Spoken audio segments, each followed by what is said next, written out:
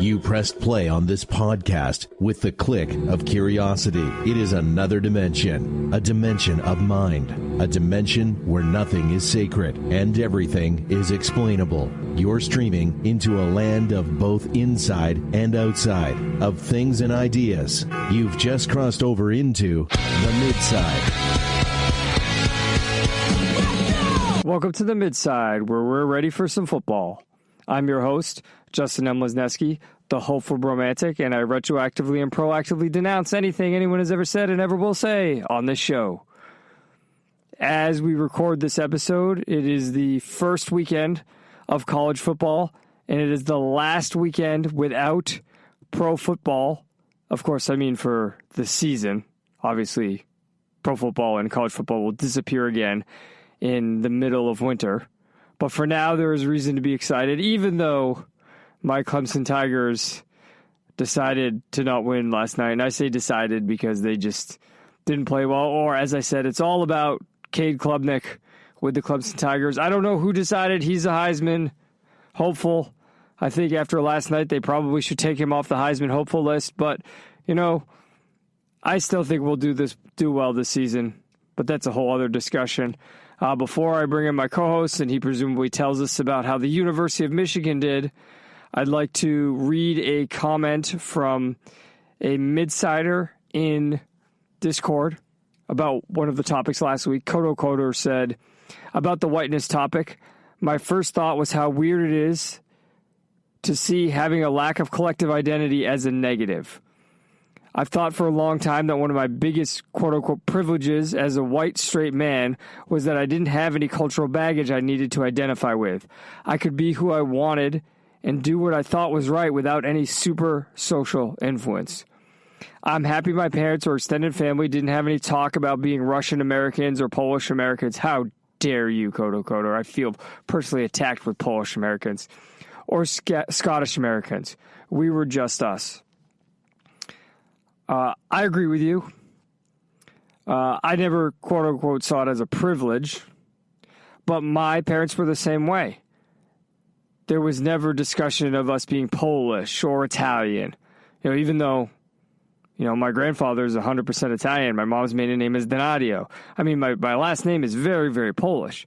Never any discussions about that. Likewise, there's been no discussion, especially as we got older, right? When I was young, you know, I was baptized and did First Communion. No discussion of religion either. And you're right, a lot of that carries with it baggage when you're coming at it from a collective standpoint. And I think that's really the important point here is people have to see that as something to attack, quote-unquote, white people for, because they're so bought into collectivism that your identity has to be defined that way in collectivism. And so when you aren't defining your identity that way, or you can't, they see you as someone who doesn't belong anywhere. They don't see you as a real person. And that's why they see it as a negative. Now, I will say, I do think there is a middle ground here, and I'm not entirely well-versed on the subject, but when you talk about things like epigenetics, I don't think you can deny the similarities in the way people are based upon their genetics. I think a simpler way of looking at that is when certain communities are together for a long time, or where certain people live in a similar area, and this is pre-globalization, right? I think this is one of the things that we will see go away as the world becomes increasingly globalized, as human society becomes increasingly globalized. If you are growing up in Eastern Europe, you will be around a similar culture. If you are growing up in the Roman Catholic Church, you will be around a similar culture. I say this because I have noticed, even for myself personally, while I am not religious, I tend to get along with people who come from a Roman Catholic background, even though I myself am an atheist. I would say culturally I'm that way. This is a similar discussion to people saying, and this flared up a little bit on X or Twitter this week, saying America is not a Christian nation. America is certainly not a nation of any religion. We are very strong with separation of church and state. The Founding Fathers wrote about that. However, if we look at the people who founded it, they came from a certain cultural background. And that's the difficulty when we're coming at a collectivist perspective with everything versus an individualist perspective. We can't really see the influences of these ideas and behaviors on people as individuals. We only see things as your identity is the collective group you're a part of. So I think you're right, Kodo Coder. I also think it's an incredibly complicated conversation and topic that gets diluted down by putting that round circle into the square box of collectivism. Now I will bring in my co-host to tell us about Michigan football. Now keep in mind this is a holiday weekend, so he is coming to us from an undisclosed location, identifying as a woman to forgo his white male gay privilege, William Green. I am still privileged in some way. I agree with you and with Daniel, host emeritus, about the privilege thing. It's an interesting take. Yeah, I'm nestled snugly between two mountains right now, and of course, as soon as I started trying to get ready this morning to record, my Starlink went out. Tons of technical issues. It's just inevitable. We've been battling technical issues this whole 2025. I think this is we're in the post-woke era, and we're in the post-technology and shitification era as well. Hey, man, if technology shits the bed a little bit and makes us go more local, I'm okay with that. Yeah. Well, in your local, you have to live in your local world. I think one of the big takeaways from your opening quote unquote rant, which was just a nice discussion, is I was going to say this was not a rant this week. Yeah, it wasn't a rant this week. That we live in a era where some people are getting their culture from the internet, and that has been true since the internet started, right? But I think we have a lot of people that have replaced, like we've seen technology dematerialize physical things, right? That's been sort of the last, 100 years of technology, right? We went through industrialization where we were making all these things, and now technology and the internet especially has been dematerializing all those things.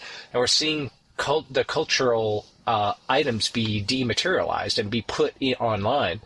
And I think the perfect metaphor for that is the book. Yeah, the book. Yeah, we have knowledge is that way, and I think culture is that way. And I think we're going to start seeing things come back to, we're going to figure out new ways, new cultural pillars that are going to be online. And I think that is going to be very independent of identity and the sort of new woke era has made identity to be. I think we're going to figure out something else other than race and privilege. At least I hope so. I mean, I think that's what the Midside has been, right? We've been a cultural pillar for a bunch of folks. And I think that there's going to be other things like that show up. Yeah, what you're sort of hovering around is we lost the term that people have been using is the monoculture. We lost the material monoculture when everything became digital. And so even though everything became increasingly globalized, individual local cultures became more sparse because there was no one place you went for things anymore. Right? There wasn't the one TV show you went to. There wasn't the 4 TV stations. Now there's all these streaming networks. And the same thing. Now you can go to any number of podcasts. There isn't a limited number of radio shows. And I think that's sort of what you're butting up against here. And you're saying it may go backwards now because I think I agree with you. And I agree with you sort of in my soul. And this goes back to the local thing. You need more of the what are the things people are rallying around about to bring us together, not just these teenagers. And I think when you say people are getting their culture from the internet, it's really, I was saying this to a friend the other day, it's really the outcast teenagers on the internet who are getting their culture there. And the culture they're getting is it's necessarily psychologically this way. They're getting a culture of everything off the internet is stupid and makes no sense, and everything we do to talk about how they're stupid and make no sense is the real culture. Yeah. Yeah, I think we see a lot of it buys in, or it dovetails with the teen sort of rejection of things, right? And I think you're going to see some rejection of the sort of global internet collection as well, right? Sort of this global cultural and Overton window stuff. And you kind of already see a little bit of that, I think, with the younger generation. But yeah, it's an interesting thread to pull. Yeah, the teen rejection of things is supposed to be individuation. And what I mean by that is they're supposed to reject things that they don't want to make part of their identity to become the individual they are. And that's where the rebellious stage comes from. The problem is, and this is, we can tie this back and then head into farce with this comment. This is what we've been saying, that all this woke stuff, all this PC stuff has been going on since the 90s. I mean, since the 90s, teenage rebellion has turned from reject certain things and accept other things to reject everything. I mean, let's go back to Nirvana. What did Nirvana embrace besides rejection of everything? I would really trace everything back to that. Yeah. And that's the same thing going on now. When you rebel as a teen, you're supposed to rebel and also find something. I mean, not to toot my own horn, but that's what straight edge is, right? It was Minor Threat, a punk band, rejecting many things, but then finding sobriety as a thing to define their identity on. And many other people identified with that. So rejection is important as a teenager and as a human being, but also you have to accept certain things in. And I think what our, Marxist post-truth society has done is made it so everyone's rejecting everything, and therefore nobody has any identity except the collective. So how about the collective of the University of Michigan? Did they play? We won, but it was a interesting game. What were we playing? New Mexico, some unnamed, unknown school. Freshman quarterback. Seeing him. First pass of the game, he did a great pass. Threw a lot of great passes. It's going to be interesting to see him actually play against a college defense, though. I think that's going to be the an actual Big Ten defense. So we'll see how it goes. Yeah. I'm optimistic. We're ranked in the middle of the rankings. That's always a good sign. We're never good when we're ranked at the top at the beginning of the season. So I don't know. I'm optimistic. I don't think we're winning any national championships this year, but I think that we could make a splash at the Big Ten, and that's kind of all you want to do with a freshman quarterback, I think. Yeah, definitely. Same thing with us. We were ranked number 4. We're going to revert back now. We're out of the top 10 already, and it's going to be all about Miami and FSU this season. And then I think somehow people are going to be surprised when we win the ACC again. It's become the same story with Dabo Swinney's Tigers when he doesn't have a all-star quarterback like Deshaun Watson or Trevor Lawrence. All right, let's talk about teenagers some more in Life on the Midside. Does life really suck? Are we just complaining? I hope that this mic is on, 'cause I'm on a roll here. I hope this is making some sense. I hope that you throw up your hands and sing it and tell all the haters that they should just shut up and smile. Yeah. As always, if you'd like to support the show, you can do so through Patreon or Locals. Patreon is per episode. Locals is per month. We accept any and all support. Again, that's the midside.com/Patreon or the midside.com/locals. William, we're going to start this week with the story we have to start with, where there was another mass shooting. I don't even know the terminology we want to use anymore. Mass shooting seems kind of unintentionally punny, so it feels inappropriate, because this was originally called a school shooting, but now I think it's not called a school shooting anymore, because in Minneapolis, a teenage boy shot, I know even that statement's controversial, calling this person a teenage boy, but I'm not even going to get into the gender stuff. Shot 20 people, I think the 20 people includes himself, in a church at a Catholic school. So it was originally called, during Mass. So it was originally called a school shooting, but it's not a school. I don't know. We label these things all sorts of ways. That's what's not most interesting to me here. What's most interesting to me here is the cultural conversation continues about the motives of people like this. And William, have you noticed that people are already trying to say he was a Democrat, he was a Republican, he was right-wing, he was left-wing? Yeah. It's funny how we try to look at the motives, and maybe we'll get into this, but why are we looking at the motives? Like, for someone who's clearly insane, right? Like, what is the... I think it's part of people trying to rationalize it away, right? Like, if they can take the motives and put it on the other team's sort of motives, then they can blame the other team. I guess really that's what it boils down to. Yes. So I think that's the important part about what you said, is they're just trying to blame it on the other team. I think motives are important because it's important to discuss whether this is a legitimate trend, and if it is, where the legitimate trend is coming from. Does that make sense? Like, is there just a literal rise in mental illness, where it's just people are just completely unhinged? Or is something pushing people in this direction? Do you understand what I'm saying? Did AI make them do it? Well, okay. That was the latest South Park episode, not about a mass shooting, but yeah. I mean, yeah. No, there is a discussion here about what made this person do it.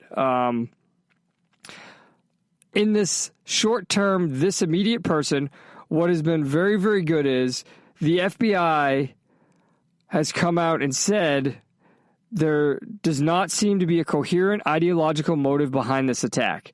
It really seems to be much more about the violence for the sake of violence.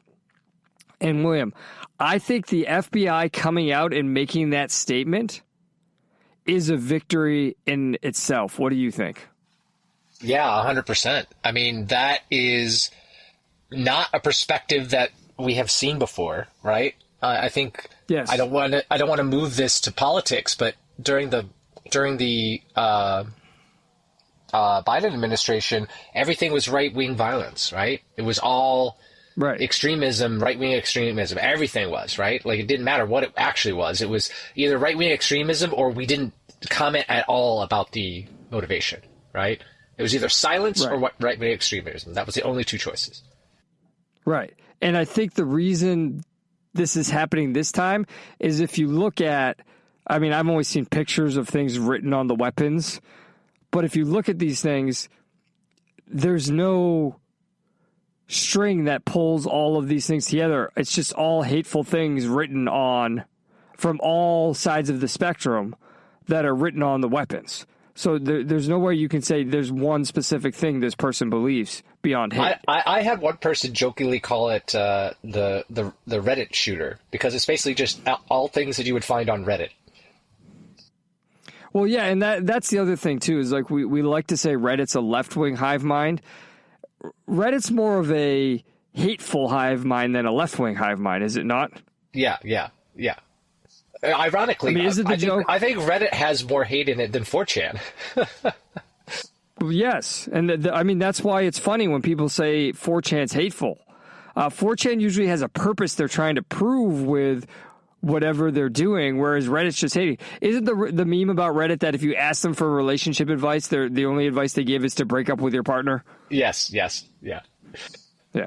So, in response to all of this, I want to point out, and I'm going to read a bunch of stuff. I don't want to spend a lot of time, but I do want to say these words.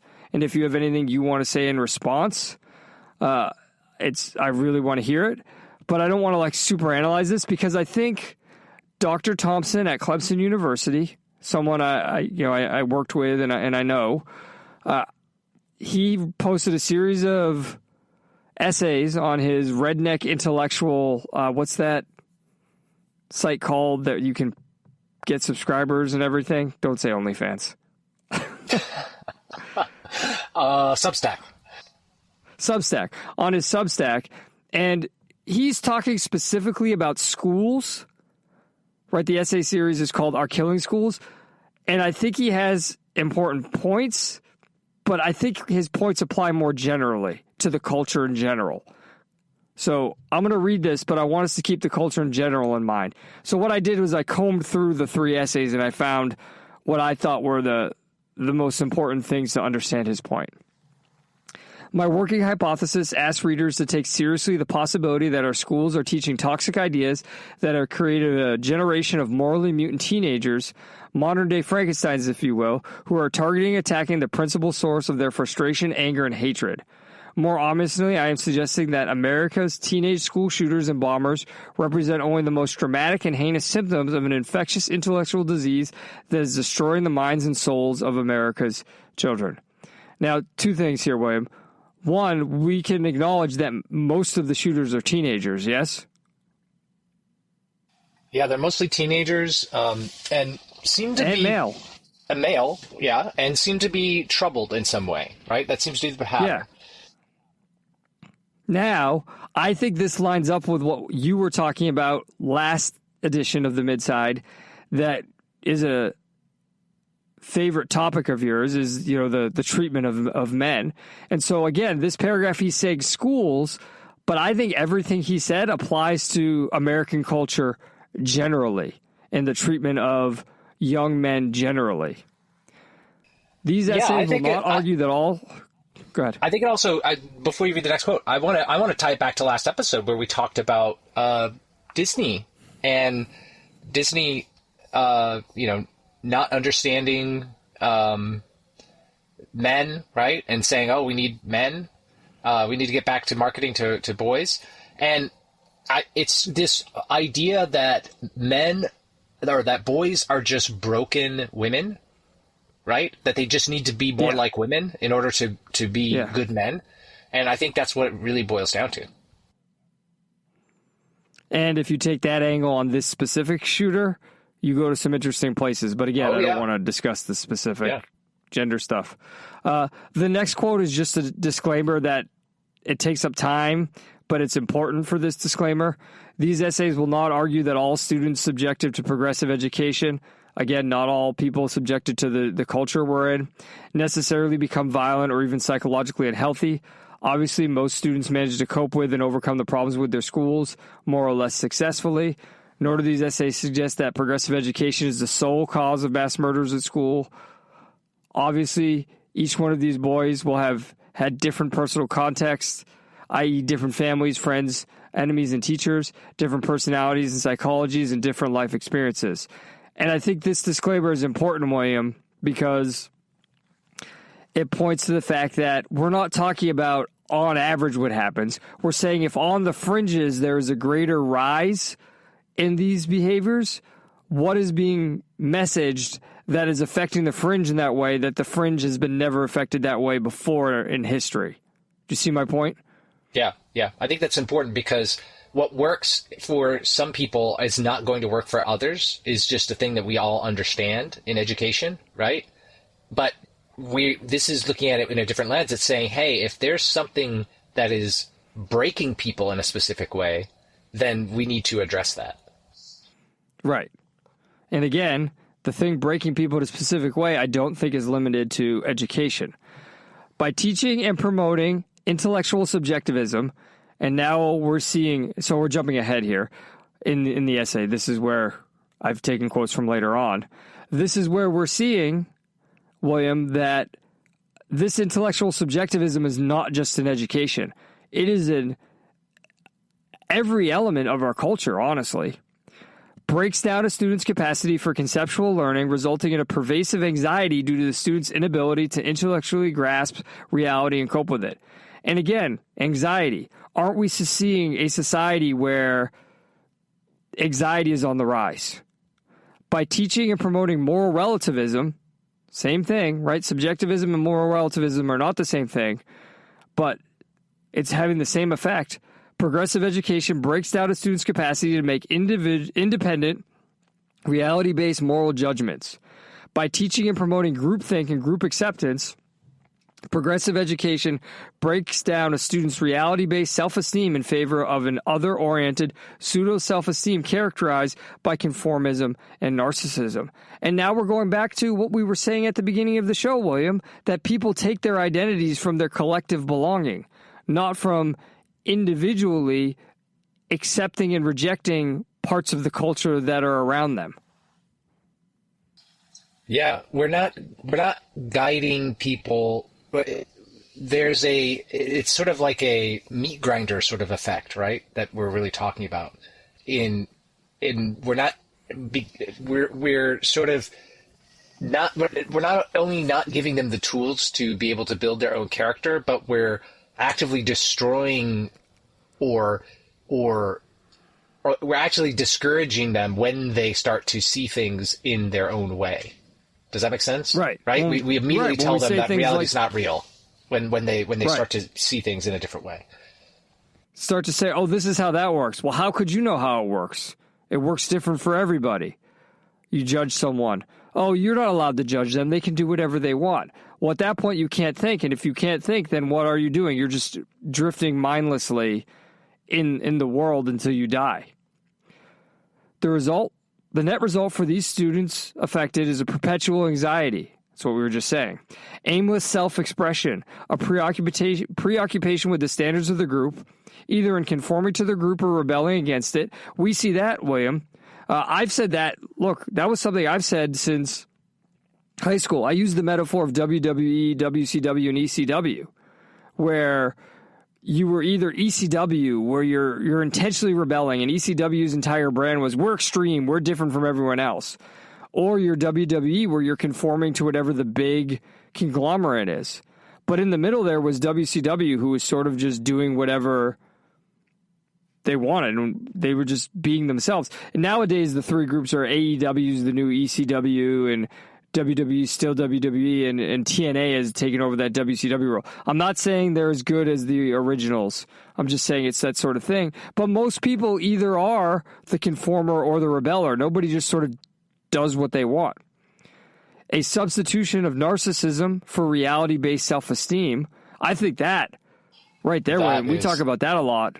Oh man, I was listening to a video I think this week. Someone was blaming the self-esteem movement on a bunch of things, and I was just shouting like an old man at clouds and screaming narcissism, because it was like, no, you're talking about narcissism. Yeah, but I think one of the points Dr. Thompson makes that I cut out of this because it's very long is that the self-esteem movement led to narcissism because it wasn't reality-based. It was just telling kids over and over again they're awesome without having them see that they're awesome and experience that they're awesome. To continue, and moral nihilism, which can take the form of refusing to make moral judgments or enacting vicious fantasies.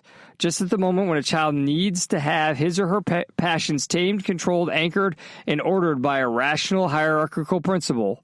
That's what we were just saying, right? Accepting some things and rejecting other things. The moral relativism taught in our schools has the effect of unleashing, indeed encouraging, normalizing, and validating the worst emotions associated with adolescence. Dissuaded from making moral distinctions, fed a daily diet of an I'm okay, you're okay philosophy, denied logic, knowledge, and truth, and driven by unknown fears and anxieties, today's young people are left with nothing but their untutored feelings and emotions as their guides through the trials and tribulations of adolescence. And I know, William, to someone like Dr. Thompson, we're today's young people because we're younger than him. But let's not forget, you and I are middle-aged now, and that's our generation too, is it not? Is that not millennials as much as it's Gen X? Yeah, I think so. Yeah, there's a lot of millennials who suffer this way. That's what I'm saying. Yeah, and that's what I'm saying. This is not just in the schools. This is not just Gen Z. This is almost a pervasive culture now. Any child educated in this manner would naturally retreat into the basement of his own mind, locking the door behind, leaving there afraid living there, afraid to confront a world that seems indeterminate, unintelligible, unpredictable, and chaotic. His reality becomes that which he experiences at the perceptual level and the feeling it produces. Now, for most people, the easy thing to do, William, I think, is just retreat to social media and become, like we said, the male epidemic of loneliness. But aren't some people going to take the opposite? And if something is chaotic and something is unpredictable, that becomes a threat that they have to attack? Yeah, I think that's true. Like, if you're in this messed up state, you're going to see things as a threat and then lash out in some way. Right. For some people, not everyone. Okay, last quote. The high school years represent a time of profound unhappiness and loneliness for such boys. And I think Adam Carolla has talked about in general, high school and early 20s for boys in general is just a lonely time.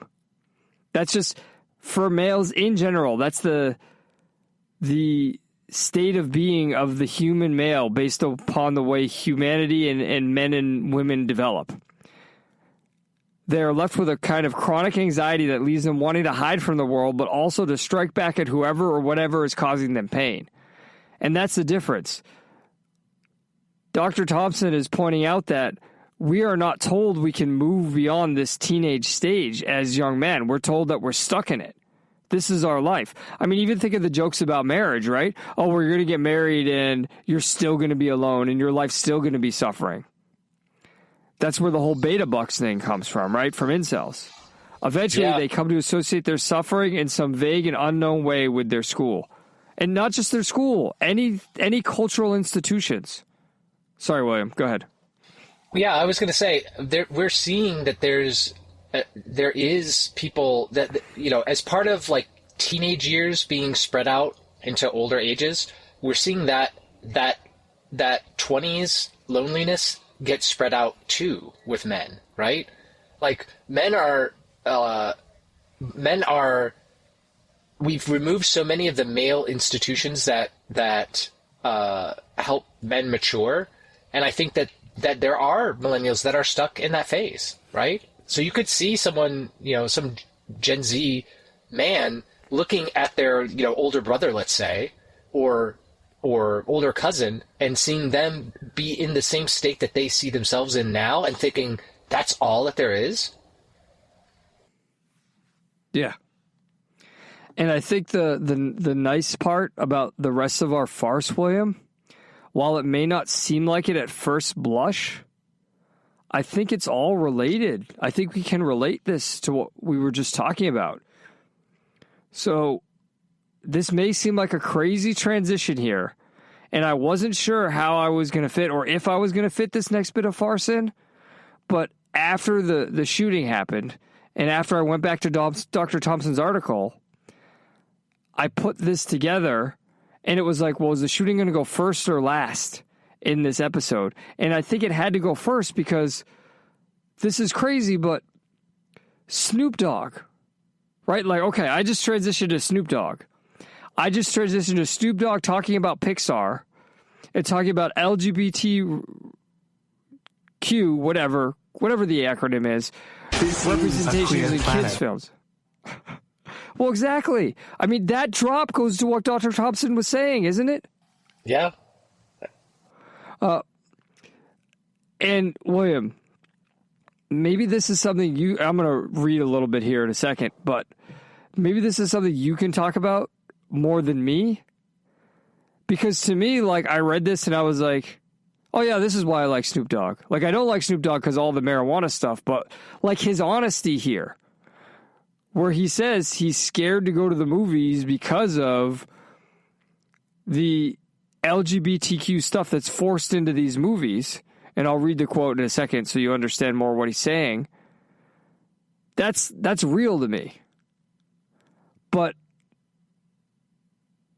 the orthodoxy of the community that you are forced to be a part of, or people try to force you to be a part of, William, is calling him homophobic for this, aren't they? Yeah. Clearly. Everything you were taught as a kid is wrong. Snoop Dogg, and you're supposed to just not notice this stuff, right?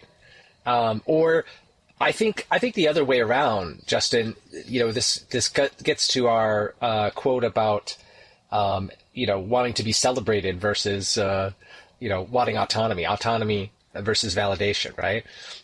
They want people to have these conversations, these uncomfortable conversations at inappropriate times with their kids, right? When I don't get that. That's the part that I don't get, and that I've always tried to fight against as I get lumped into these activist communities, just because I like men. And I think it's fine to not have to. I think it's okay to say, I want to go take my kid to a movie where I'm not going to have to talk about social issues, right? With someone, it might not be at the appropriate time, right? And I don't know. I think this is okay. I don't see this as homophobic, transphobic, lesbiophobic, whatever phobisms you want to throw at Snoop Dogg. I don't think this is that. I'm going to go a little bit more extreme than you, William. And I don't think, first of all, I think people are playing on the stereotype of black men not liking gay people to go after Snoop here. Because I don't think what he's saying is actually that he doesn't want them in the movies for his own sake. I personally think Snoop Dogg just kind of has that laid-back personality that he wouldn't care if it was an adult movie. I don't think the issue is Snoop Dogg noticing. I think the issue Snoop Dogg has is his grandkids noticing. And this is where I'm going to read the quote. On a recent episode of the It's Giving podcast, Snoop said his grandson had asked him while watching Lightyear how Alicia was able to have a child with another woman. Do you see the issue here, William?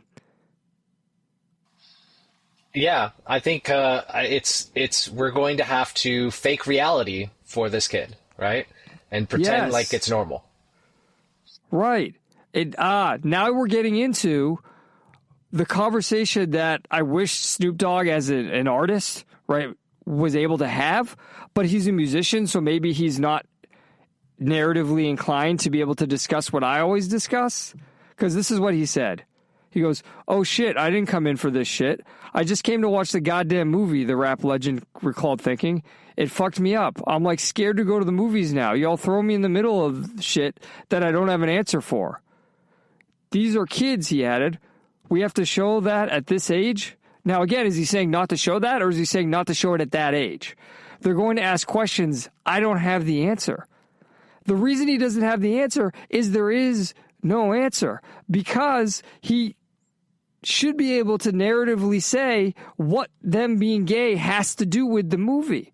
Because as I've said over and over again, William, and I think what Snoop Dogg is experiencing here is, it is not normal to be gay. I'm sorry, my man. You are not the statistical average. What that means is when you start making a story, existed.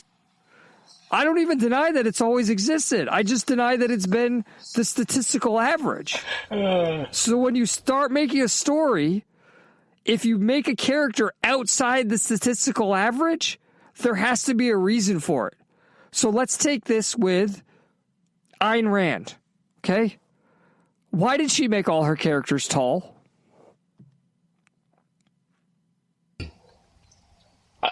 Tall, as in, well, I guess that's what it united with what the character was like, right? They were imposing. Right. Her idea is intimidating. They were masculine. Right. So if you're going to make the character tall, you have to have a thematic reason for it, a stylistic reason for it. Right? If you're going to make a character short, you have to have a stylistic reason for it. But if a character is in that 5'8" to 5'11" range, that's fine. That's normal. Do you see what I'm saying? Yeah. It's the same thing sexually. Why are you making a character gay when it has nothing to do with the plot? Just because you want, as you said, validation. And what Snoop Dogg is saying is when you do that, maybe you can get away with that in an adult movie because adults don't care and adults are like, yeah, there are gay people. And I think in an adult movie there you can argue more that whatever, it doesn't matter that the character is gay, and my argument maybe falls apart a little bit about needing the thematic reasons. But Snoop Dogg's making the point that in a child's movie, what is the reason for it? There isn't one, unless it's a movie about being a gay child. But then again, can you have a gay child? William, I'm going to ask you this because I don't think you can. If a kid has not yet hit puberty and doesn't have sexual desires, can they be gay? I don't think they can. I think they might be effeminate, right? And that is an indicator to being gay, right? That there are more effeminate men end up being gay men, but there are plenty of masculine men that become gay men too. So I don't know that. Right. I think that you might have some hints, and there might be some, you might be like, oh, we might be going this direction, but I don't think you can be gay until you really have that sexual awakening. Right. So it's very, very interesting that we have a rating system where sexuality is one of the things that will move you beyond G to PG-13 to R, yet this, including the sexuality of characters, isn't part of that rating system. Now, I don't remember in Lightyear specifically, but in Inside Out, Riley's parents may be married, but is there any sort of sexuality to it? No, they're just parents. They're just parents. Yeah. They're just parents, right. So something had to have been done to establish that they were gay. Did they kiss or something? I don't remember. I don't know. Anyway, I think, but I think this is part of what we're talking about. Oh, you can't judge. You have to be dealt into this scary world where anybody could be anything and you have nothing to do with it. You just have to accept everything. And again, William, I think this goes into the next story where I don't want to spend a lot of time on it, but you saw this challenge that RFK put out, right? Robert Kennedy, the 100 push-ups and 50 pull-ups in under 10 minutes challenge. Yeah, that's a lot. That is a lot, and I do think it's a lot. I'm not sure if rhetorically they wanted to push it a lot on purpose. I've seen some articles saying that. But what's most distressing to me, William, is the backlash on this. And the backlash essentially comes down to people saying, you won't be able to do this, and if you try, you're going to hurt yourself. What?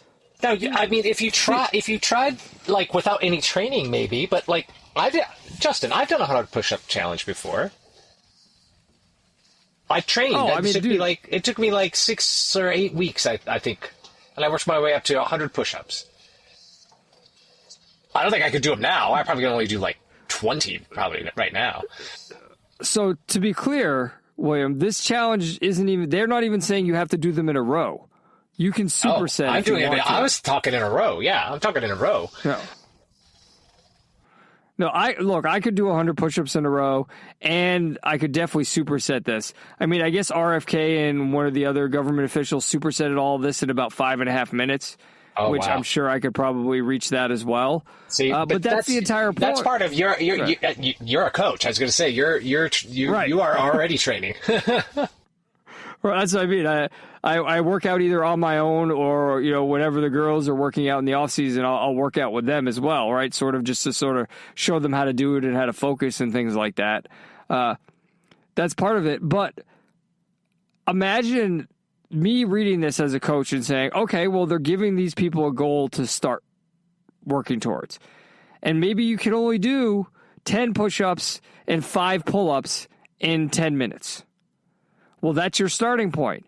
And then every day, add one more. Instead, what's the messaging? I mean, this is New York Times headline, what could go wrong? That's a sarcastic response implying lots could go wrong, is it not? Yeah, I think they imagine people going to the hospital or having a heart attack. But I guess if you're 100 pounds overweight, I mean, we have a lot of overweight kids. Maybe it's that. But also, Justin, isn't it a bit about just don't try? Or getting back to the, right. It's like don't even try, right? And that's what I'm saying, William. This is 100% about getting the kids healthier, right? Because they're talking about bringing the presidential physical 100%. Fitness challenge back. You didn't hit 100% earlier when you said 100%. Why do you hit it when I say it? Well, I think, it's because it's Snyder, and it's 100%. Fair enough.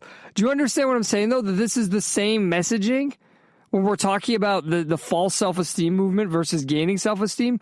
They're actually giving a challenge that they're saying, do this, and your life will get better. And people are saying, what could go wrong if you do this? Well, here's all the things that could go wrong. Why? I don't often say that the media is being intentional, and I often discuss, are we talking about the puppets or the puppet master? I don't see any other reason you could publish an article saying what could go wrong besides trying to scare people into not bettering themselves. Tell me I'm wrong, William. I don't have any other explanation besides they're trying to scare people into not bettering themselves. Well, I think you're right. That is true. I think part of their motivation, though, Justin, ironically, has to be Trump derangement syndrome, right? Trump could say, the Trump administration could say that eating an apple is healthy, and they would say, what could go wrong, and talk about cyanide in apple seeds. Yeah, so there's the whole, this goes back to what you were saying in the shooting thing. It's about blaming the other team no matter what. Right. Yeah, it's clearly the Republicans' fault for blocking school lunch funding as to why the kids are unhealthy, or cutting or not paying enough money, and why there's no one's getting in shape in gym class. Right. So the argument for they're not being intentional is that they're so steeped in their team that they don't realize how anti-reality they're being. Yeah, they're so into the team side. I think that's part of it for sure. Yeah, it's like when I watch a game and I'm able to say, for instance, the LSU Clemson game, LSU scored a touchdown that somehow got on instant replay called back for, they called it an incomplete pass because the guy caught the ball across the goal line, and then as he fell to the ground, the ball hit the ground and came loose, and they somehow called that incomplete. Even though when you cross the goal line, the play's supposed to stop, and I thought the ground couldn't cause a fumble. So when that happened, I just laughed. Like, I'm a Clemson fan, and I'm like, no, that was a touchdown, and that is a ridiculous. That's such a bad call that I'm laughing at this.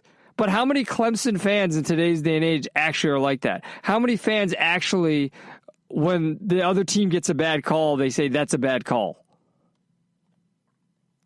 Yeah, I think how you engage, turning politics or having politics be a team sport is definitely a thing, and having that negative aspect of it is 100% part of, part of the tribalism that we're talking about. You said 100%. Where's the drop? 100%. There we go. Okay. Well, let's move forward to an article that you put in here.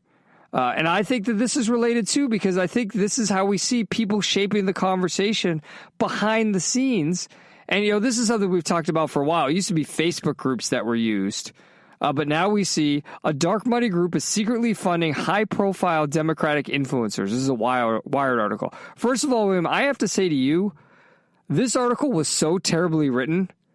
Do you understand that I had to comb through this and rearrange things in order to make it coherent? Did you see who wrote it? No, who wrote it? Taylor Lorenz. The he that is a she that has wrote tons of terrible articles. This is a bit of far left on Democrat left violence. You know what I mean? Because words are violence. Yeah. Well, that explains why they're bringing up Eliza Orleans from Survivor, who hasn't been relevant in 15 years. Yep. Look, sometimes, dude, stuff happens, and I read stuff, and I'm like, am I the only fucking person who knows what this is? And then I hate myself a little bit. I read this article, and it's talking about Eliza Orleans, and it's telling her reactions, and I'm looking at the reactions, and I'm like, yep, that's how Eliza would react. And I'm like, why do I know who Eliza Orleans is? Why do I understand how this is relevant? And why, when I've never met this person and she doesn't know I exist, am I like, yep, that's how she would react? That's how bad and sick all this stuff is. So I'm gonna read what I was able to pull out of this, okay? In a private group chat in June, dozens of Democratic political influencers discussed whether to take advantage of an enticing opportunity. They were being offered $8,000 per month to take part in a secretive program aimed at bolstering Democratic messaging on the internet. But the contract sent to them from Chorus, the nonprofit arm of a liberal influencer marketing platform, came with some strings. Among other issues, it mandated extensive secrecy about disclosing their payments and had restrictions on what sort of political content the creators could produce. The influencers in the chat collectively had at least 13 million followers across social platforms. William, my first reaction to that was, is that really that many in the year 2025? That seems a little low, doesn't it? Yeah. They represented some of the most well-known voices online, posting in support of Democrats, and they're key to where the party moves next, but ultimately the group didn't make much progress. That was my other thought. You're telling me Eliza Orleans, who was on Survivor like 15 to 20 years ago, is the key here? That's the key to the future of the world, is Eliza Orleans? And she's some of the most well-known voices online? It's just crazy to me. Now, Democrats hope that the secret Chorus Creator Incubator Program, William, doesn't that sound like it's straight out of a science fiction movie? The Incubator Program. Funded by a powerful liberal dark money group called the 1630 Fund, might tip the scales. The program kicked off last month, and creators involved were told by Chorus that over 90 influencers were set to take part. Creators told Wired that the contract stipulated they'd be kicked out and essentially cut off financially if they even so much acknowledged that they were part of the program. That sounds like science fiction.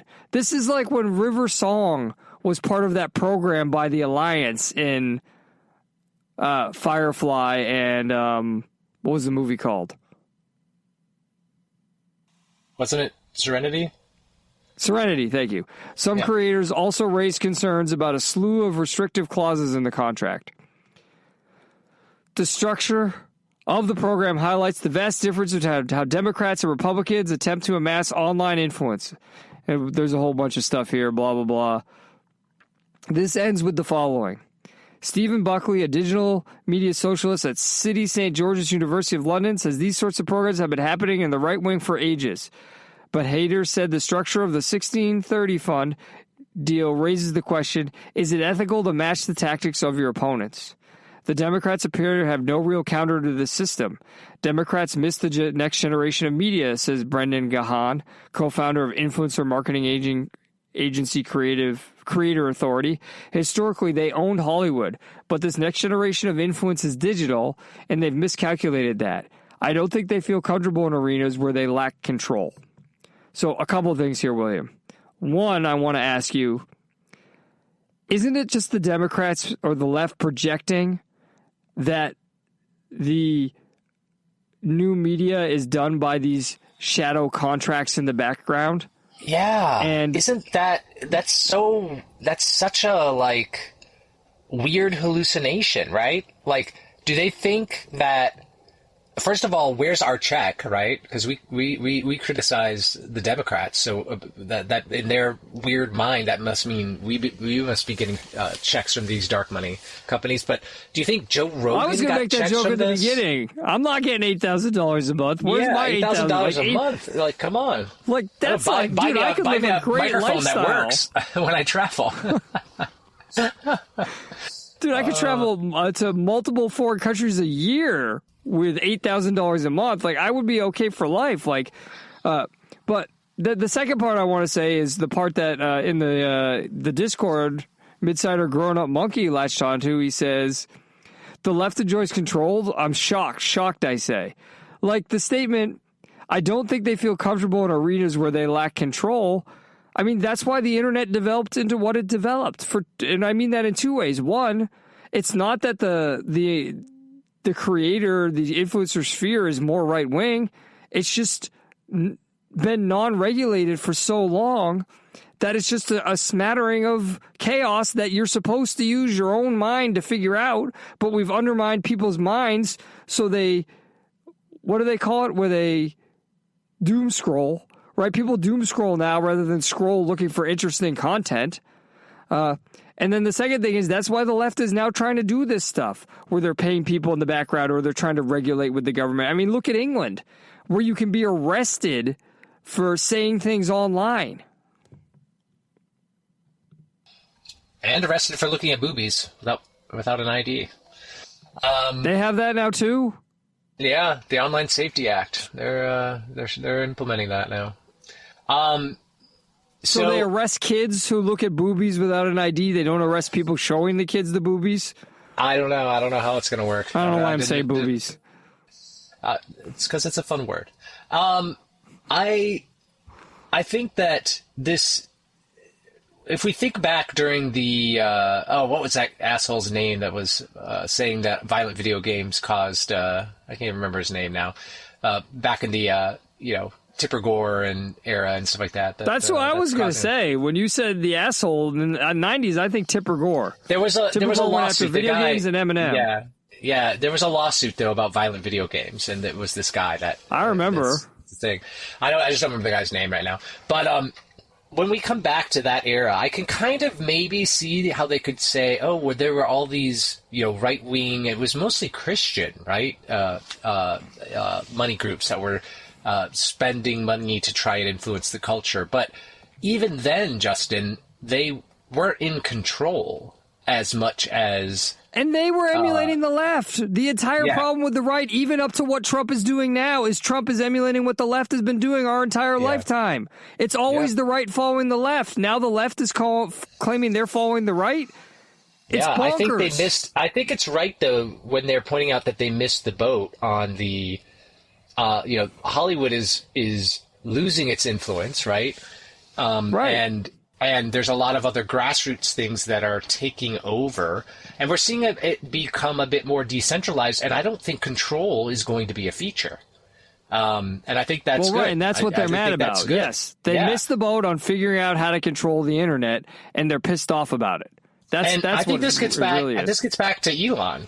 Elon buying Twitter, I think, is just blew out the control aspect, right? You saw that cultural shift happen, and I think the culture had already shifted, if that makes sense, but we had someone stake out an area on the internet where we're like, hey, this is not going to be driven by control. This is not going to be driven by censorship, right?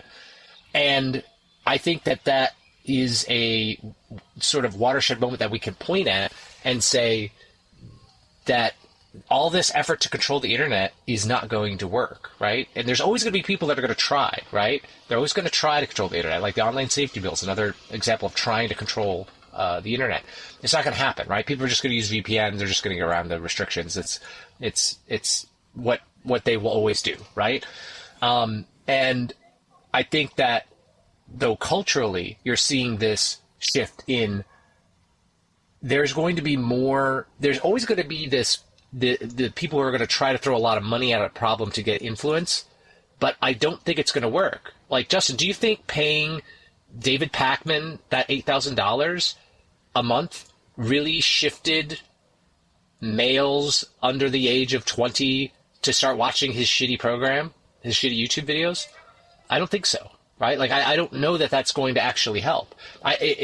What I'm trying to say is they're approaching the arena of ideas and they're saying, look, there's all these influencers that are talking about things and they're not the things we want them to talk about.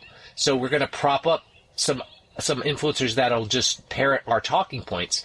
And it comes back to what we've talked about on earlier episodes this year already, is they're not realizing it's their message that is being rejected, right? It's not the words that they're saying, and it's not who is saying it. That's the problem, right? They're saying the people are broken. We're just going to fix them by saying the same words over and over again. It's the issue is, William, it's a complete lack of understanding of the free market on their part. And what I mean by that is the tactic you just described worked when they controlled Hollywood, when they controlled the limited number of TV stations and the limited number of radio stations. if there's a limited number of TV networks and a limited number of radio stations, and you decide what the shows are, and you put your messaging on the shows, well, then that's all people are hearing. But they're going backwards because that's the only way they know about it. They think about it. It goes back to when South Park was talking about when the TV writers went on strike and, during, like 09, 08, 07, whatever the fourth season of Lost was, right? When they went on strike. It's terrible that I know that strike is the fourth season of Lost, but that was my cultural landmark at the time. And the South Park made fun of it by saying, we want more of that internet money, right? They're looking at it backwards, that if you put out the message, then immediately people will follow. No, they're not looking at it as it's a competition. Do you see what I'm saying? Yeah, they don't see that the money is a result of the competition. Right. They don't see it as the money is a result of winning the competition. They see it as money is what causes you to win the competition. Yeah. All right, let's move on to the last story, and this was an interesting one. Cracker Barrel. And Cracker Barrel made a new logo, and apparently this was considered a proxy for America's culture war. I'm going to read from an article from The Guardian. On Tuesday, the United States Commander-in-Chief weighed in on one of the most pressing issues facing our nation, the rebranding of a restaurant chain. I mean, even that's farce in itself. Last week, Cracker Barrel, a Tennessee company whose nationwide locations lean heavily on a cozy, old-timey aesthetic, rocking chairs on the porch, a warm fire in the hearth, peg games on the table, announced it was updating its logo. By the way, William, people who describe Cracker Barrel in this way, while they do have rocking chairs on the porch, I wonder who's been to Cracker Barrel in a long time, because the last time I went into Cracker Barrel, it had small portions, the inside was very stripped down, and it felt like it was just a place for retired people to eat. I think, Justin, you've hit the nail on the head. Cracker Barrel, this whole thing was a sort of a internet flash in the pan, and I think that the quote unquote woke right and woke left battling it out about Cracker Barrel is just the cultural posturing, right? I don't know that this is a proxy necessarily. I don't think it's that, right? I don't think anyone cared other than to laugh at the logo. And the reason I say that, Justin, is their sales have been down over the years. They've tried to update and rebrand, they tried to update interiors. They're trying to improve customer service. Their new CEO is trying to improve their customer service, improve their food.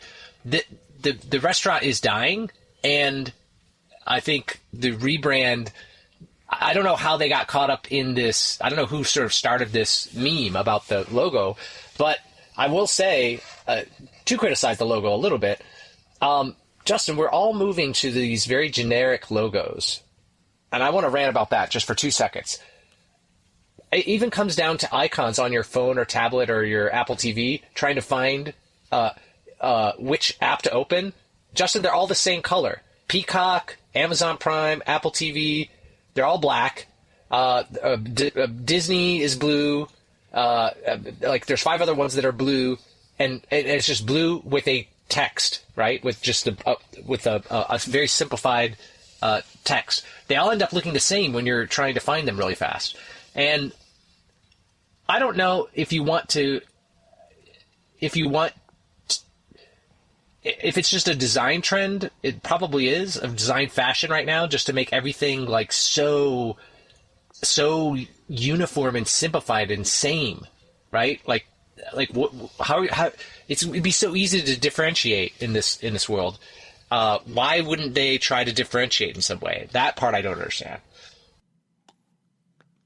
I think design-wise, the issue is that people are trying to simplify because it's digital, and that creates 2 problems. One, you don't want a complex logo that becomes distorted or looks different when you put it in a whole bunch of different contexts. And two, I mean, when you talk about icons on the phone, think about how small they are. Yeah. And it's very, very difficult to have a complex logo in such a small space. So I think it has to do with that more than anything. But that goes back to the whole Cracker Barrel thing. Why is Cracker Barrel worried about primarily how their logo is going to look digitally? Is Cracker Barrel a primarily digital company?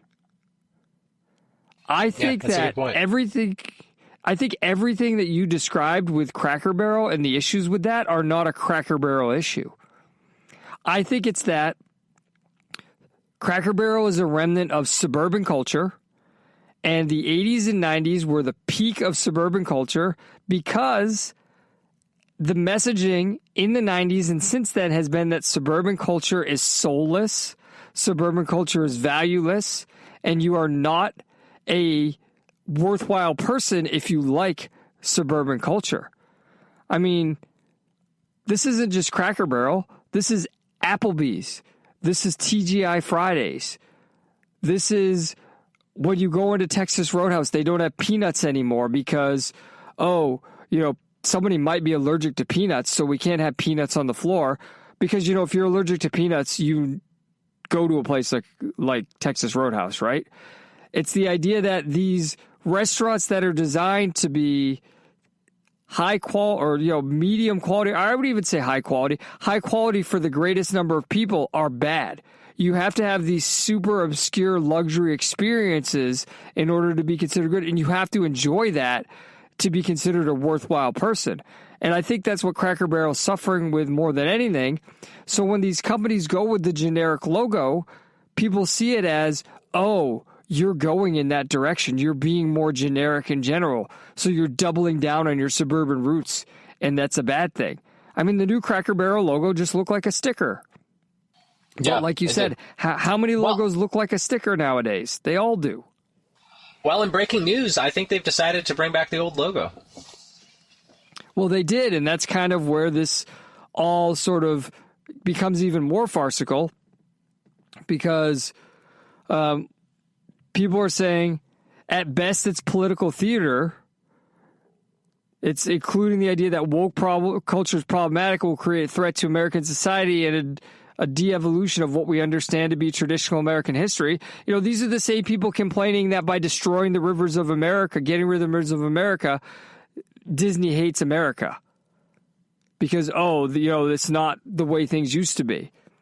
So we're stuck in this realm that any progress is seen as left-wing and any non-progress is seen as right-wing, and we're on these teams, and we can't go anywhere forward from that. And then Cracker Barrel at the same time got rid of their DEI and pride pages, which causes people only to double down on what's going on and saying, oh, this is all a right-wing thing. And it's like you said, William, nobody cared about Cracker Barrel before this, and they're not going to care about Cracker Barrel after this. That's right. Until they improve their menu and their customer service, they're going to continue to suffer, no matter what their logo looks like, and no matter how many DEI pages they leave up or take down. Yeah, and I mean, I have questions about what improving their menu would look like. What I would do if I were in charge of any of these companies is I would look at the menu from the 80s and 90s and compare it to the menu from today and see what the difference is. And see, is it that it's one of three things. A, do we have a degradation of quality here? And if so, what caused it? B, are we just not keeping up with the times here? Or C, has the culture changed that we're obsolete? Do you see what I'm saying? Because didn't we have this same discussion about Hooters a year ago? Yeah. That the restaurant was dying? Yeah. No, the restaurant's not dying. It's just that, again, isn't Hooters a very suburban concept? Yes. Yeah.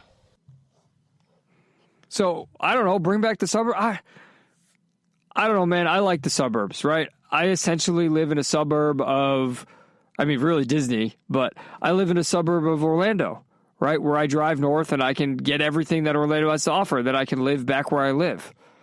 I live in an area that's very sort of suburban. And we can end on this. Isn't that something that has tried to have been killed? This idea that everybody, if you do... Let me ask you this. The message we received our entire life is, if you do not live in a big city, you are not hip and cultured. That's right. Is that... Yeah, we received that messaging, right? Yeah, you're supposed to go to New York City, right? That's where all the cool kids are. Right. Or and LA. wasn't that even... Did you ever watch How I Met Your Mother? Yeah, I watched that show. Wasn't there a plot point in that where Jason Segal's character, Allison Hannigan's character, their names are right on the tip of my tongue. Marshall and Lily decide to move to Long Island. Yeah. And they worry that they're no longer young and cool anymore because they don't want to be in the city anymore. Yep. Yeah. And everything was small. They realized their apartment was small. Their New York apartment was small. Grown Up Monkey says it's because every movie has to be set in New York or LA. I mean, I think that's a side benefit for them, but Hollywood started filming movies outside of those areas, so they could set them in other places as well. But yeah. All right, this is becoming all over the place. Let's actually talk about movies in The Hopeful Romantic with JML. Put me into syndication, broadcast to a network station of people viewing their favorite episodes. I can't find a new pitch to throw the studio. I need a rerun to better cast the next series of events. In the air timeline lapse, my made-for-TV type was written off in the last season when I wasn't focused on. As always, if you'd like to continue the conversation with us during the week, you can join our Discord channel. In there, you can tell us how poorly or excellently we witnessed the farce. You can give us farce to witness. You can just generally ask us questions like, hey, how's your week going? Oh, it's going fine. It's just D23, so there are a lot of crazy people here right now who are upset that there's going to be a Walt Disney animatronic in the Carousel of Progress. I actually have no idea if people are upset about that. I just assume they are. I'm just happy that means if they're updating the Carousel of Progress, that means it's staying. Stop complaining. I don't know if people are complaining. I'm just ranting. I'm tilting at windmills at this point. Anyway, go to midside.com/Discord, join our Discord channel, and you can watch some trailers. Okay, William. This week I saw The Roses. The Roses is the Benedict Cumberbatch movie where he fights with his wife. Now, I feel like I'm in a game with my wife right now, ironically, where I want to see the Alison Brie and Dave Franco movie together, but she doesn't want to see that. So every week we find a different movie to see. It becomes like a negotiation. I guess I'll see that movie at a later point, not in theaters.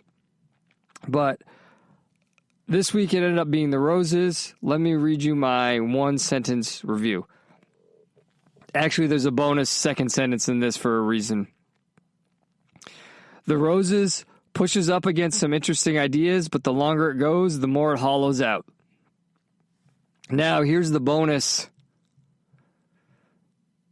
sentence. Minus half a star for Kate. Oh, that's a typo. It says Kate McKinnon. I got to fix that. Minus half a star for Kate McKinnon's usual tone-breaking abrasiveness. So Kate McKinnon's in this movie. William, you know who Kate McKinnon is, right? No, remind me. She's the SNL actress. She was one of the women in the Ghostbusters reboot. I think she played like the Enon-esque character. Yes. And she's super fucking obnoxious. And she's the same thing in every movie. Now, I'm going to start with her, okay? And when I say this movie butted up against interesting ideas, she was one of them. And what I mean by that is the movie is set in Mendocino, Northern California. How far is that from you, William? Not far. Not far from my undisclosed location either. Right. So you get exactly where it's set. And what happens is two British people meet, fall in love, and they move to Mendocino, California. I'll return to that in a second because that's part of it. But Kate McKinnon's character is like the stereotype of like the woke white woman that everyone hates, right? That everyone's like, it's all woke white women are the problems. And at one point there's a scene where there's like an Indian girl, like an Indian girl from India. There's an Asian lady. There's a gay black man. And she makes a comment, like a racially charged, like woke comment. And like, I don't know if it was written in there intentionally or not, or this is just how all the actors decided to play it.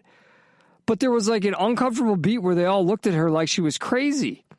And the movie walked up to turning her into the butt of the joke without making her the butt of the joke.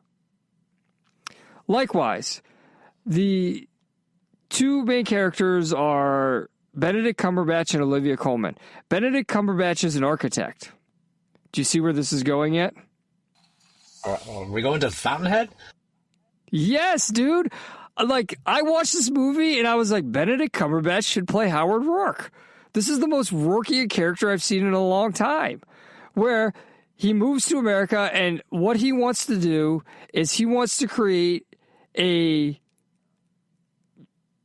building that leaves a mark on the earth and stands the test of time. And he creates this maritime museum on the coast that has a sail on the top of it, and everyone tells him it's a terrible idea and it's a terrible building. And then he makes it and it's beautiful and he gets all this acclaim. Now, he meets his wife when he's in a business meeting at a restaurant and he sneaks into the kitchen to get away, and she's like this genius chef. Then the inciting action of I don't know. I don't even want to say inciting action because you could argue there's two. One when they meet, one with the storm. There's a giant storm. The storm destroys his building, and they have to switch roles. And what I mean by that is when he was an architect, he saved all this money, bought a restaurant for her, and she opened the restaurant, and it was doing very poorly. But the storm happens. It destroys his restaurant and... not destroys his restaurant, destroys his building, and the highway is shut down because, it's probably, I'm going to guess it's PCH, and you probably couldn't go on that during a storm. And it funnels a famous food critic into her restaurant. She eats at her restaurant and loves it, so her restaurant takes off.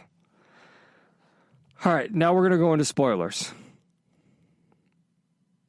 There's walkers in the barn and Lori's pregnant.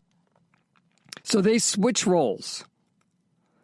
And her restaurant takes off to the point that, she's getting flown to New York. She's opening up franchises. It's huge. Now he's taking care of the kids instead of her.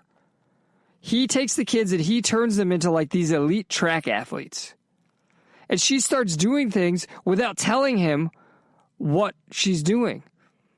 So one day she calls him and he's just like, "Where are you?" And she's like, "I'm on a plane to New York."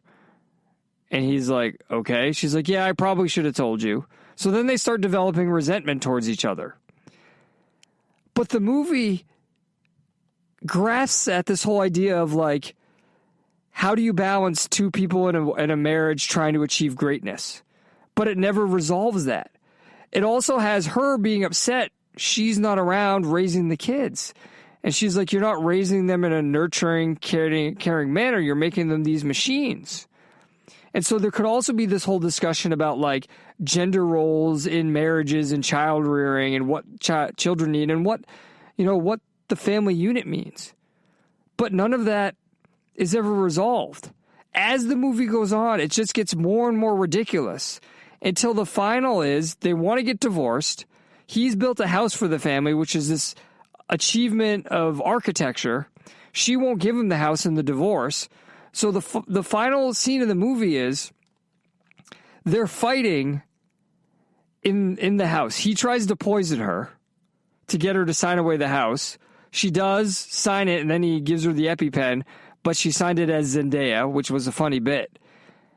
And because he tried to kill her, she then goes in the room and gets a gun and starts trying to shoot him.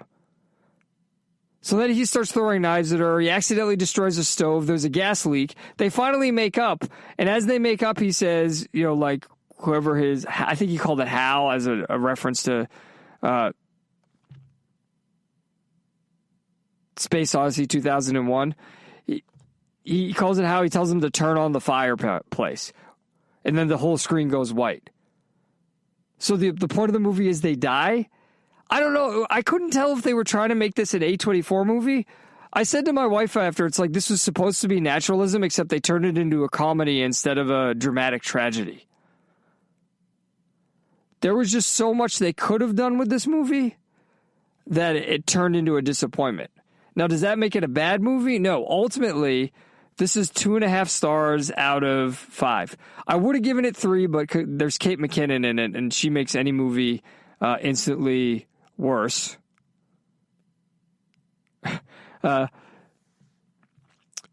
As I'm saying that, Grown Up Monkey is saying, hammer that 100% drop for McKinnon, so I'm not the only one who can't stand her. I didn't think I'd ever find someone I disliked more than Will. I dislike more than Will Ferrell, but I do dislike her more than Will Ferrell. So yeah, 100%. Look, this is a bro movie. Like, maybe it's just because I identified with and liked Benedict Cumberbatch's character for the most movie. There's even one, like, they have a big dinner party with their friends to show them the house after it was built, and like they're arguing the whole time, and then Benedict Cumberbatch makes this amazing, it's a very Rorkean point about love and like marriage and life. And it's this beautiful Rorkean philosophical point. And her response is just, oh, now you're the great philosopher, right? And it's just, I don't know. I found her character insufferable and terrible. And this movie was just a lot of wasted potential. So there's a lot I like about the setup, but the way they got out of this and the way they finished this didn't make good on the first half. Is that a clear review, William? Yeah, makes a lot of sense.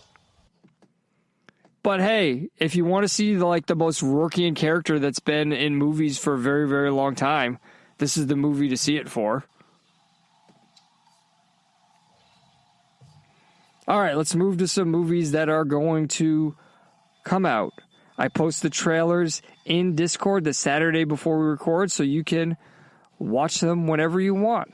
Maybe you watch all the trailers, then you listen, or you listen and you watch all the trailers, or you watch a trailer, we talk about it. Trailer takedown. First trailer. Father, mother, sister, brother. I don't understand what this trailer was. It was Adam Driver and a bunch of other famous actors and actresses just existing. I don't even know, William, if I can accurately describe this trailer. Tackle. This was just, let's get some characters together and just have them act. No plot, no setting, no theme. And it makes me suspect that the movie also would be missing all of those elements. Tackle. Second trailer. The Carpenter's Son is billed as a Jesus horror movie starring Nicolas Cage as Jesus. This is moving us one step closer to the horror movie Risen, the zombie Jesus movie that Daniel and I developed when we were at Clemson. It's just a premise. That's the entire thing. Like, if you want to steal it and make the movie, please do. But one step closer to it. And if you tell me it's a horror movie about Jesus, that Nicolas Cage is Jesus, I want to be all in. But then I watched this trailer, and it's like they did this. It's just like they did the Ten Commandments movie, except Nicolas Cage was Jesus, and then they were like, oh, there are women in black, so it's a horror movie. They're going to have to show me a full trailer, and it's going to have to be 1 billion times better than this for me to see this movie. As much as I want to. Tackle.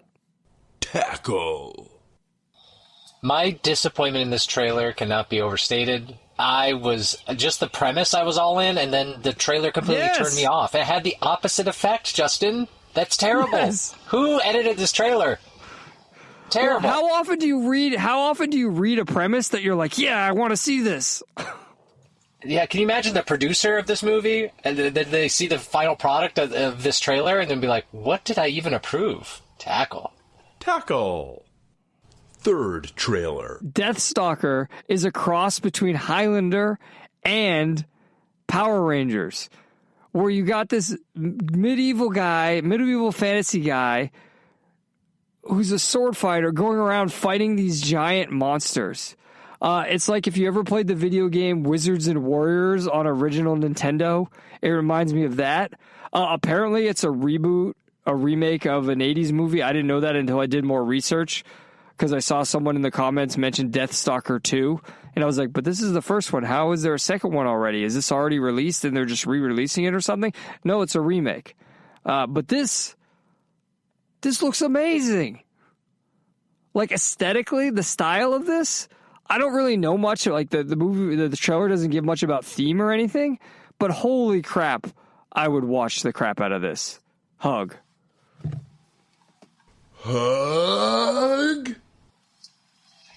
Yeah, this looked like a trailer, it almost felt like a Hercules television show, but like darker, right? Like it looked like that. Well, that's what the Hercules television show needed to be, was darker. Yeah. Lots of action, ridiculously large swords. Justin, I'm in. Hug. Fourth trailer. William's always in when there's a ridiculously large sword involved. Mm-hmm. That was the only... Okay, I was hoping I would get some sort of response. All of you, which I didn't plan that as a response to what William just said, but is a Apple TV movie starring Brett Goldstein, who's known for being Roy Kent and one of the creators / writers of Ted Lasso. He's also been on Shrinking. Is best friends with a woman, and this is in a world where you take a quiz, and I guess AI tells you who your soulmate is. Is that what the premise is, William? Is this that's an what AI it felt movie? like. Yeah, it felt like. Yeah. Now, this felt familiar. Like, I don't know if this plot has been done before or something. And it was fine. Like, I was like, okay, I like Brett Goldstein. This is, the cinematography looks fine here. Like, this looks pleasant. It's an interesting premise. Like, they're best friends, but are they in love? And should they take the test? Because then it'll tell them if they really are soulmates or not. But then people who find their soulmates tend to disappear from their friends, so then they lose their friend connection. And you got the whole When Harry Met Sally thing because, men and women can't just be friends. So I was like, all right, there's a lot I can jive with this trailer. But then the trailer didn't fucking stop. And it showed the whole fucking movie. And now I don't need to see this movie because I've watched this entire trailer. So Apple TV, you had me and then you lost me. So you lost some streaming numbers by already showing me the entire movie. So this doesn't have to do with the quality of the movie. This has to do with the quality of the trailer. I saw this movie already. Tackle. Yeah, this trailer went on for way too long. It could have just been cut at like 60 seconds, Justin. I'm on board with you. I felt like I already saw the movie now. And especially because they say the I love you line, right? Or he's definitely in love with you, right? And it's like, what That's are we what I'm saying. like? You're If they giving had away ended it with... everything. They had to hit the spoiler button during the fucking trailer. It's stupid. The trailer could have ended with all our friends are taking this quiz. Should we take it or not? But if we take it, are we going to lose our friendship? And that should have been the end of the trailer. Yep. So unless there's something more that they're holding back, I think I'm with you. This is just, it was dumb to do this. Tackle. Final trailer. Play Dirty, speaking of a trailer going on too long, Play Dirty stars Mark Wahlberg and Keith Stanfield. Mark Wahlberg gets robbed by a woman, and then, look, I'm going to be honest, I don't really know what happens in this trailer because I got about halfway into this trailer and I stopped watching because I had already gotten sold on the movie and I didn't want to get pissed off. Because the last trailer, I got halfway into this. So Mark Wahlberg gets robbed by a woman, then he tries to find her, then he finds her, and the woman's like, we're going to rob an entire country. And he was basically like, I'm in. And then I was like, I'm in. And I stopped the trailer. Because you know what? The last trailer pissed me off so much that there was another minute left in this trailer that I was like, if I keep watching this, I'm probably never going to watch this movie. But I want to watch this movie. So I'm not going to watch this trailer anymore. So I'm giving this a hug, but it's for half the trailer. Oh, the dog's barking. He's hugging it too. Yeah. They basically showed all the rest of the action sequences, I think, Justin, in the rest of the trailer, but it looks like they're all going to be worth it, so I think you're wise to not have watched it. But I think that this looks like a lot of fun. Explosions, stunts, action. I think I'm in. Hug. Hug. All right, William, that's the end of this edition. What did we learn this trip? I learned that the left desires control, and until they get it back, they're not going to enter the arena of ideas. Justin, what did you learn this trip? You learned that? You didn't already know it? Yeah. Well, we put a fine point on it. Yeah. I guess I learned that Cracker Barrel hasn't improved at all since I've been there like 5 years ago. So, I mean, the 2 times I remember going to Cracker Barrel, once when I was like a senior in college, when I was interning for the New England Revolution, so there was one near Gillette Stadium. And then I remember going once like 4 or 5 years ago. There's one down the street from us here when we moved here. And those are the times I remember going. I remember it being fine when I went, like that was like 2005. And then, 15 years later, like 2020, 2021, I remember it being very small portions and feeling like it was for a retired person. But that's also post-pandemic. And that's something we didn't mention. Part of all this trouble with these suburban restaurants is post-pandemic. It's an entirely new cultural landscape. All right, I want to thank everybody for listening. If it wasn't for you, this would just be me as a crazy person talking in the corner of my closet. It still is that, but Midsider Grown Up Monkey makes me feel a little bit less crazy. I saw him the week before D23. He came out to the Orlando area, and I met up with him and his family. So if you're ever in the area, give me a shout. As long as you're not a crazy person, I'll be willing to meet you. Although, you know what? If you want to meet me in a Disney park, I could just run away from you real quick. So I'll meet anyone in a Disney park. If you want to support the show, you can do so by going to themidside.com/store, pick up some merch, themidside.com/thecut, buy my book. There's also the midside.com/Patreon and the midside.com/locals. That's how we keep the lights on. And of course, the number one way to grow the show is to tell a friend. This concludes your journey into the Midside. I'm Justin Emelsneski, reminding you that if things get tough, take a step back and witness the farce. Have a message-free day.